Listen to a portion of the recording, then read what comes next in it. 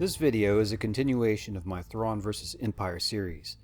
There may be some spoilers in this video about what transpires in the previous installments, but you may enjoy this series just as much if you start on this video and watch the previous ones later. I've included a text crawl in the Star Wars tradition, as many consider them to be a pain to read. I will be happy to read it to you myself. Betrayal. Grand Admiral Thrawn has defected from the Galactic Empire. After a series of close battles leading up to an encounter with Darth Vader himself, Thrawn has managed to escape back to his people in the unknown regions. To aid in his escape, Thrawn used cybernetic technology from an unknown source to outsmart Vader, but considers this technology extremely dangerous. The pirate, Hondo Ohnaka, was able to steal a vital component of this technology by raiding a transport en route to a secret research facility. Having learned of Ohnaka's theft, Thrawn has dispatched another pirate, Raxilian Rayate, to find Hondo and secure the technology before it falls into the wrong hands and releases untold of horrors upon the galaxy. In the cargo hold of the Crab, Hondo's pirate corvette, a corpse lay quietly. The corpse had ice blue skin and a gash in his chest left several weeks earlier from Darth Vader's lightsaber. This was the clone of Grand Admiral Thrawn, which Thrawn had controlled through an implant using technology unknown to anything the galaxy had seen. The ruse worked to ensure Thrawn's escape, tricked the Empire into thinking he had died, but had left a line of communication open to Vader in case they would later join forces if and when the Emperor was overthrown. The clone's eyes warmed from darkness and glowed bright. The corpse rose to a sitting position, the skin spidered with dark rivers where microscopic nanoprobes coursed through the cold veins. A technician nearby worked on some anti-grav load lifters. He never saw the reanimated corpse approaching from behind, before two tubes flung from its hands and injected the technician with a fresh army of nanoprobes. On the bridge of the Crab, Hondo cursed at his bridge crew, which seemed unable to activate the hyperdrive. "We don't have time for this. Sir, multiple systems are going haywire. Weapons, engines. I'm locked out of everything, and I can't raise the lower deck. Boss, they've found us." The pirate dreadnought Saber darted in from hyperspace, triggering a rush of fear-born adrenaline through Hondo's throat. "We can't fight. We can't run. We have to talk." Thrawn's nephew, whose name in BASIC had been simplified to Xian, observed the pirate Commodore closely, as he did with almost everyone. Raxilian Rayate stood leaning forward on the railing near the viewports of the bridge. His one good eye narrowed, and the bad eye's laser focused on Hondo's ship in the distance. Xian had been a cadet in the Chiss Navy. He had been a poor student. He missed classes, he put off homework, and had a tendency to study a variety of topics far outside his military curriculum. His uncle offered him a chance to go out and see the larger galaxy, which Xian eagerly took his uncle up on. But before he knew it, he found himself abandoned by his uncle to end up on this smelly rust bucket of a ship full of people who were noisy and impolite, and yet Raxilian wanted him by his side. Xian's uncle certainly had a strange sense of humor.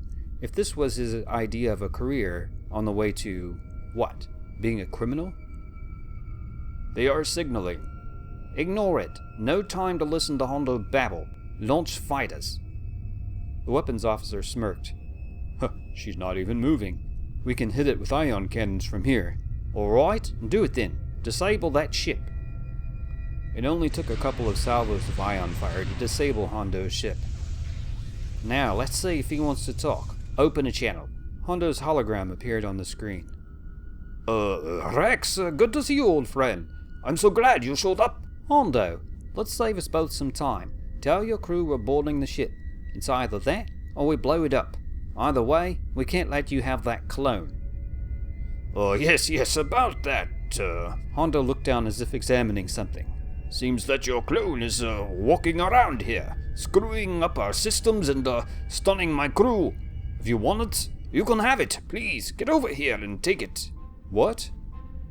Rax's eyes went from focused to astonished. Xian had never seen Raxillian overcome with such alarm. With Xian's Chiss vision, he could see the pirate's face flush with pulses of heat. "Hondo, I'm really sorry about this, my old friend, but get to an escape pod, if you can." "What? You can't?" Raxillian cut the transmission and said, "Battle stations. Charge all turbolasers to full. Launch fighters." "We're destroying them?" Xian asked. "I believe they're as good as dead, or worse. Fire all weapons. All fighters attack." The Saber and her fighter wings let loose all they had into the pirate corvette. To Rax's astonishment, the shields on the little corvette were still up, and all the firepower was being absorbed by the corvette. This was not possible for a ship that size. "Damn it!" Raxillian cried. In seconds, the crab simply activated its hyperdrive and jumped to hyperspace. "We'll never catch them now. We'll need to get a signal to your uncle." Xian shrugged and said, "I suppose that's the reason he put me here." "Oh, there's much more to it than that, my young friend. Much more to it than that." It took several days for the Saber to reach a position where they were close enough to get a message through the veil that isolated the Chiss Ascendancy from the rest of the galaxy. When the image of Thrawn via hologram appeared, Xian felt a mixture of resentment and hope. Resentment that he had been tricked into service with these pirates, and hope that his new situation might impress his powerful uncle. However, he had a nagging feeling, beyond thought or reason, that neither of these lines of thinking had any bearing on reality. He knew this because it always came to him as a pressure in his gut and on his face, and every time he felt that pressure, he had learned to stop thinking and open up to other possibilities. "Hello, Commodore, and hello, nephew. I trust they are treating you well?" Thrawn said with a mild grin. "Well enough, Uncle, in spite of the heat and the smells. Well, you wanted to see the galaxy, and now you're in the thick of it. You'll get used to it." Thrawn resumed focus on Raxillian as the pirate recounted the encounter with Hondo's ship. "It absorbed all the fire with no damage?" Thrawn asked. "Yes, I'd never seen shielding so effective, certainly not on a corvette." It's only a matter of time then. I must admit, perhaps this idea of mine was an error." "You think so?" Xian raised his eyebrows in surprise at Raxillian's lack of tact around the great, respected military commander that was his uncle. But what could Thrawn do? Rax was not one of his officers. Thrawn merely responded with, "Indeed." And then he continued, "Commodore, it is unlikely we will ever see that ship again. The galaxy is going to have to prepare for a larger conflict. Unfortunately, I am a traitor to the Empire, and you have no reputation at all until the Emperor is ousted and Vader can take control. There is only one other avenue we can pursue to prepare for the coming storm." "Now, you see what he does, Xian? He pauses to hold us in suspense until we ask. Okay, what is it then?" "The rebels." "Wait a minute. You're going to ally yourself with the enemies of the Empire who hate Darth Vader, and yet you're going to go behind Vader's back and open negotiations with the rebels?" "I'm afraid we must. There is no guarantee that Vader will be successful. We must be prepared to ally with the winning side of the galactic civil war and keep all options open. I recommend contacting the new rebel fleet commander, Admiral Akbar." "The Calamari have no love for smugglers and pirates. Why him?" "It doesn't matter what they think of you. You will give them all the information you can, so that no matter who wins, we will be prepared. But the Calamari in particular are an unusually creative and fluid people, and I believe they will be important to helping us defend the galaxy." Xian suddenly found himself blurting out, "He's right. I can see it." He had no idea why he had said it.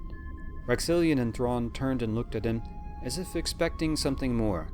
I don't know why, but I think he's right. It's just a feeling." "Indeed," Thrawn said, while Rax shook his head in dismissal. "Also, Commodore, be sure to keep your eyes open for Luke Skywalker. We may need him later," Thrawn said, while continuing to examine Xian. "But why?" "And now I must leave you to it. Good luck, Commodore and nephew." Thrawn cut off the transmission, leaving a sense of dissatisfaction with Raxillian. Xian and Raxillian looked at each other, and then Xian said, "Will you please tell me what we are dealing with here? I have a feeling it's a bad thing. Yeah, sure, come on.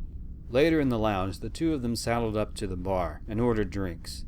It all started about 2 years ago, when your uncle gave us a gift, but we didn't know it was from him. Rax continues to narrate. It was a blessing as far as I was concerned. You see, I had just inherited the saber.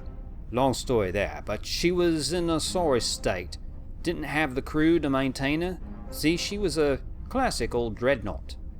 Oh yeah, I'd patched her up, painted her firebrand on her hull, got her ready to go, but without crew or more automation, she was dead in the water. I should have been more suspicious, but Hondo shows up as if in answer to all our problems, with a computer and automation package that would allow us to get the old dreadnought running again. Only, he had a strange request for payment, on top of cash. He somehow knew that in the past, I'm talking long before the Clone Wars now, my grandfather had taken the saber out to this debris field and recovered some stuff, some debris of alien origin. He wanted us to go on back out there and get more. It would be a mutually beneficial endeavor, you see. And so, just as we were getting all the saber systems functioning, the Chimera shows up, your uncle in command, of course. Rax took a big deep swig from his drink. Well, we fired up the saber's thrusters and didn't even bother to clear the moorings from the asteroid that she was anchored to. Luckily, the Chimera's fighters had to go through a field of asteroids before they could get to us. We used the asteroids as cover and shot them, which made a really nice anti-fighter flak field. But the Chimera itself could just fly right in. We managed to get clear into hyperspace, Hondo's ship too, right before the Chimera could get a tractor beam on us. A few days later, we arrived at the location. What we saw was unlike anything I'd seen before. As far as we could tell, the cube-shaped ship had gone through some kind of battle with something, but we couldn't tell. The debris was centuries old, preserved in deep space. We salvaged lots of things. Debris we couldn't make heads or tails of. And cyborgs. Strange, odd cyborgs. What we didn't know was that Hondo had a tracker on his ship. Rax finished off his drink and continued. When the Chimera appeared out of hyperspace, it was right on top of us this time. We couldn't outgun his Star Destroyer when knew it. He took all our cargo, but decided he would let us go.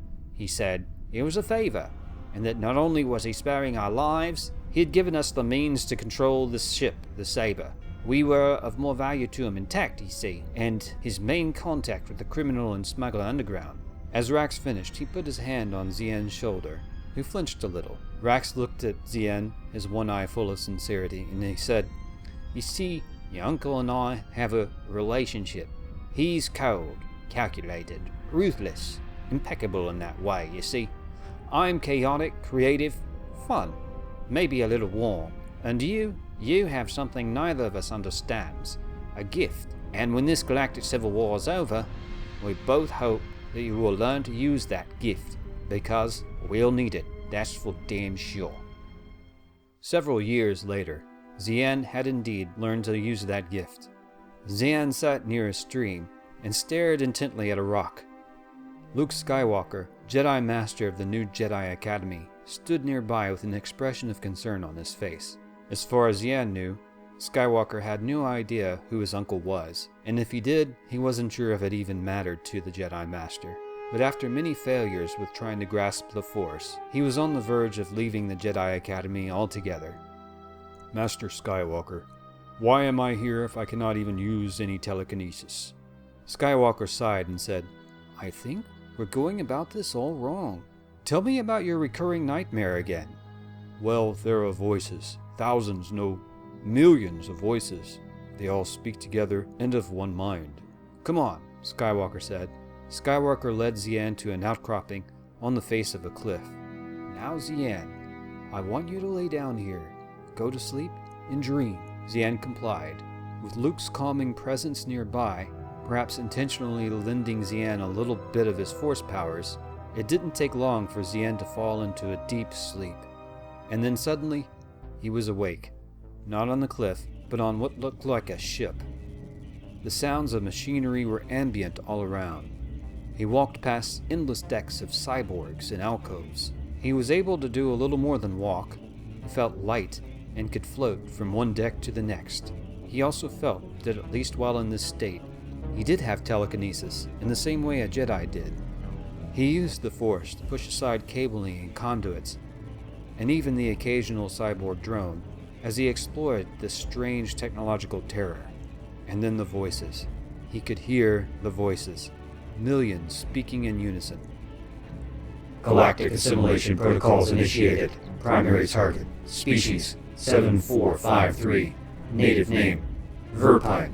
Technological assets, advanced computer control systems, propulsion, and weapons. Begin assimilation of homeworld immediately.